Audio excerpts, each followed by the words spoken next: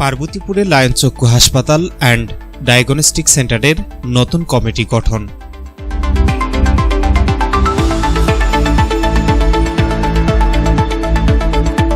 আসসালামু আলাইকুম। এমকে টেলিভিশনের নিয়মিত সংবাদে আপনাদের স্বাগত জানাচ্ছি আমি শারমিন মিনা। এতক্ষণ শুনছিলেন সংবাদ শিরোনাম, এখন ডেস্ক থেকে বিস্তারিত।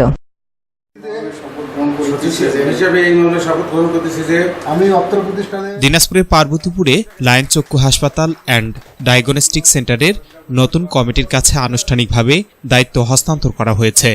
বুধবার রাত ৯টায় পার্বতীপুর লায়ন্স ক্লাব ভবনে অনুষ্ঠিত এক সাধারণ সভায় নবগঠিত কমিটির হাতে এই দায়িত্ব তুলে দেওয়া হয়। সভায় লায়ন চক্ষু হাসপাতাল অ্যান্ড ডায়াগনস্টিক সেন্টারের ভারপ্রাপ্ত চেয়ারম্যান লায়ন ডাক্তার মোহাম্মদ মোফাক্খারুল ইসলামের সভাপতিত্বে এবং পুরাতন কমিটির সদস্য সচিব মাহমুদুর রশিদ বাবুলের সঞ্চালনায় আলোচনা সভা অনুষ্ঠিত হয়। সভায় সাধারণ সদস্যদের ভোট ও মতামতের ভিত্তিতে নতুন কমিটি গঠন করা হয়।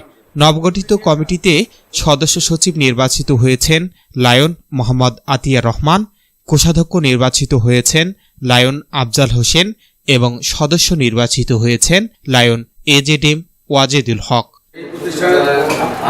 আমার উপর ন্যস্ত দায়িত্ব সততা ও নিষ্ঠার সহিত পালন করিব। দায়িত্ব পালন করে কোনো অনুরাগ বা বিরাগের বশবর্তী হইব না। মহান আল্লাহ পাক আমাদের সহায় হন। আমিন। অনুষ্ঠানে প্রধান অতিথি হিসেবে উপস্থিত ছিলেন দিনাজপুর ৫ আসনের সংসদ সদস্য আলহাজ এজেডএম রেজানুল হক। এছাড়াও অনুষ্ঠানে প্রতিষ্ঠানের সাধারণ সদস্য, লায়ন্স ক্লাবের নেতৃবৃন্দ ও সংশ্লিষ্ট ব্যক্তিবর্গ উপস্থিত ছিলেন। আলোচনা সভায় বক্তারা বলেন, লায়ন চক্ষু হাসপাতাল অ্যান্ড ডায়াগনস্টিক সেন্টার দীর্ঘদিন ধরে পার্বতীপুর সহ আশপাশের এলাকার মানুষের চিকিৎসা সেবা দিয়ে আসছে। নতুন কমিটির নেতৃত্বে প্রতিষ্ঠানটির কার্যক্রম আরও গতিশীল হবে এবং সাধারণ মানুষের দোরগোড়ায় মানসম্মত স্বাস্থ্যসেবা পৌঁছে দিতে গুরুত্বপূর্ণ ভূমিকা রাখবে বলে তারা আশাবাদ ব্যক্ত করেন। আরও এই প্রতিষ্ঠানকে আরও কীভাবে ডেভেলপ করা যায় আমরা আমাদের পক্ষ থেকে সে দায়িত্ব নেব। আপনারা সবাই চেষ্টা করবেন, সবাই সহযোগিতা করবেন, ইনশাআল্লাহ আমরা একটা জায়গায় যাবো। আর এটা তো একটা প্রতিষ্ঠান তৈরি হয়েছে অলরেডি, এটা কিন্তু আপনারা তৈরি করে ফেলছেন। এই তৈরি জিনিসটাকে আরও কীভাবে সামনের দিকে এগোবো আমরা, এই কাজটা আমাদের করতে হবে। আমি আর কথা বলবো না, ওই যে একটু আগে বলো যদি সুযোগ কোনো আসে, এই মামা যেমন বলতেছে, যদি সম্ভব হয় কোনোভাবে যদি হেল্প করা, আমি অবশ্যই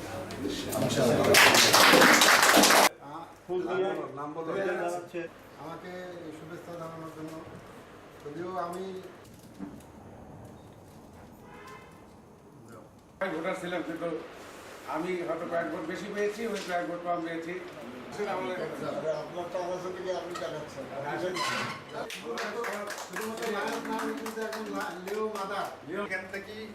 আমাদের কর্মচারীরা আমাদের কাজ না করিয়ে তাদের নিজের এবং আমরা কিছু স্ট্রাকচার কিছু কাজ করছি।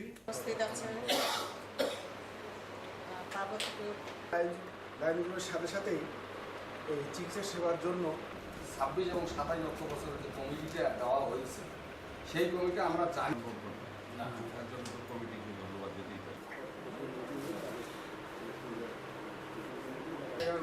এবং পুরাতন কমিটির কর্মকর্তাবৃন্দ, লায়ন্স সদস্য সম্মানীয়, এই কথা এড়িয়ে যেতে পারেন না। কারণ হলো যে একটা কমিটি বাতিল হবে।